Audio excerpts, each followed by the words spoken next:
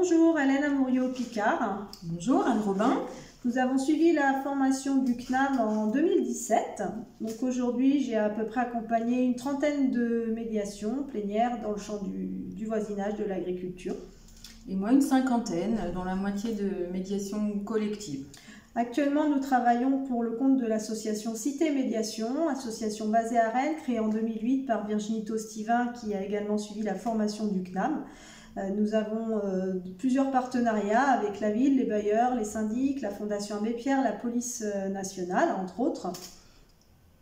Et actuellement, nous avons une vingtaine de médiateurs bénévoles et nous sommes 3 salariés et on intervient toujours en comédiation.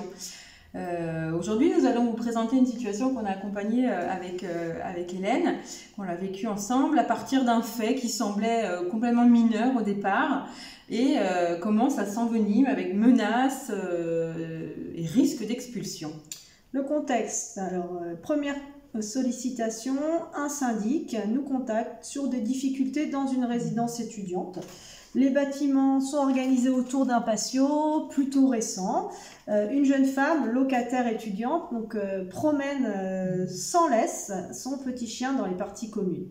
Le gardien, qui habite également sur place avec sa famille, lui a signifié une première fois, sans effet, une deuxième fois, puis une troisième fois. Les rapports sont devenus de plus en plus houleux, les personnes se sont énervées, les choses se sont envenimées. La jeune femme, un autre jour, a laissé ses poubelles sur le palier. Celles-ci ont coulé dans les parties communes, dans l'ascenseur. Ça a taché les sols que le gardien venait de nettoyer. Donc, celui-ci lui a rappelé le règlement une fois encore.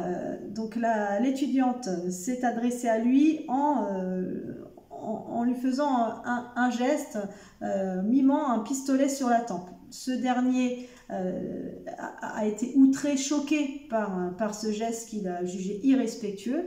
Il a averti son employeur.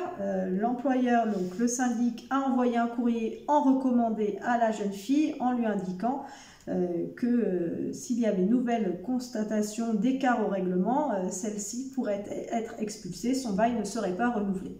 Donc nous recevons en entretien individuel la jeune femme et le gardien. Tous les deux acceptent de se rencontrer en plénière. Alors Hélène, que demande le gardien? Alors le gardien, c'est simple, hein. Lui ce qu'il demande, c'est que la jeune femme arrête de promener son chien sans laisse dans les parties communes. Il lui demande également qu'elle puisse respecter son travail, notamment par rapport au nettoyage, et qu'elle n'ait plus de gestes déplacés à son égard, du style pistolet sur la tempe. Et de son côté, que veut la jeune femme? Quant à elle, la jeune femme, elle souhaite que le gardien arrête de s'énerver sur elle et qu'il lui parle de façon plus courtoise. Elle estime que son petit chien est bien mignon, il suscite la sympathie de l'ensemble des locataires de la résidence, il ne fait pas ses besoins dans les parties communes, elle le prend dans les bras et donc elle demande également une clarification par rapport aux recommandés. Va-t-elle être expulsée? Donc dans cette situation, qu'est-ce qui a fait bouger les parties, Anne? Alors, au cours de la médiation, en fait, chacun a pu s'exprimer sur la perception qu'il avait de l'autre, et de l'un et de l'autre. Lui, il a pu dire qu'il avait trouvé cette femme un peu hautaine, qu'elle l'avait prise de haut, qu'elle était une fille à papa, un peu bourgeoise, et qu'elle se croyait au-dessus des lois. De son côté, la jeune femme a pu exprimer que par le passé, elle avait été souvent harcelée par des hommes un peu entreprenants et que cette tension avec le gardien avait pu raviver, faire remonter ses souvenirs désagréables. Et que se montrer hautaine, finalement, était une façon pour elle de se protéger et de ne pas montrer qu'elle était une faible femme. Dans cette situation, elle a ressenti vraiment quelque chose de l'ordre de l'acharnement, que le gardien lui tombait dessus à chaque fois qu'elle faisait un faux pas. Nous avons aussi pu réexposer ce geste-là du pistolet sur la tempe. Le gardien avait perçu ça comme une menace de mort, quelque chose de très agressif. Et la jeune fille a pu dire de son côté que c'était tout l'inverse, que ce geste, elle se le destinait à elle, et que ça voulait simplement dire qu'elle voulait en finir avec cette histoire de chien, de règlement, qu'elle n'en pouvait plus et que ça la saoulait. Lui a pu dire qu'il avait parfois le sentiment que les résidents de la résidence ne respectaient pas son travail, notamment lorsque les vendredis matins, après les soirées étudiantes, il retrouvait du vomi, des carcasses de bouteilles un petit peu partout dans les parties communes. Elle a pu lui dire qu'elle trouvait qu'il faisait bien son boulot et que la résidence était vraiment bien tenue et qu'en fait, il était quand même normal qu'il la rappelle à l'ordre par rapport à son petit chien. Il a pu reconnaître aussi qu'il avait été un peu brut de décoffrage avec elle dans ses propos. Mais en fait, ce qu'il ne supportait pas, c'était la nonchalance avec laquelle elle s'adressait à lui, surtout lorsqu'il lui demandait de nettoyer les salissures qu'elle causait. Et alors, finalement, à quoi elles sont arrivées les parties, Hélène? Alors, tous les deux se sont engagés à faire un retour au syndic en indiquant que cette rencontre de médiation s'était plutôt bien passée, qu'elle leur avait vraiment permis de trouver des solutions pour continuer à vivre sereinement dans cette résidence. La jeune femme s'est engagée à maintenir son chien en laisse dans les parties communes.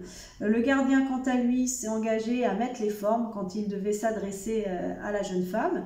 Il lui a même indiqué qu'il était à sa disposition si elle avait besoin d'aide pour des problèmes techniques ou de la logistique. Donc, qu'en avons-nous tiré de cette médiation? Alors, comme souvent, le litige de départ, ce petit chien, était un petit problème non traité qui a cristallisé les projections, les représentations que ce gardien et cette jeune femme avaient l'un sur l'autre. Le non-verbal a été ici capital et le fait de se refocaliser sur cet incident avec le geste du pistolet a permis de lever les mal vus qui avait laissé place en fait à de l'interprétation de part et d'autre. L'inégalité de place du départ, lui était là en tant que salarié et elle en tant qu'occupante, s'est vraiment dissoute lorsque les personnes se sont parlé d'humain à humain. Et réhumaniser cette situation a vraiment permis de débloquer les choses là où l'agence immobilière qui gérait le bien pour la jeune femme, le syndic qui employait le gardien, ne communiquaient uniquement que par écrit interposé.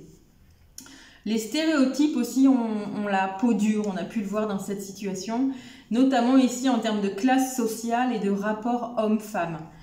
Et la médiation peut quand même, en tout cas ici ça nous l'a montré, aider à amoindrir ces stéréotypes et à sortir de la généralité, en fait en redonnant à chacun sa singularité.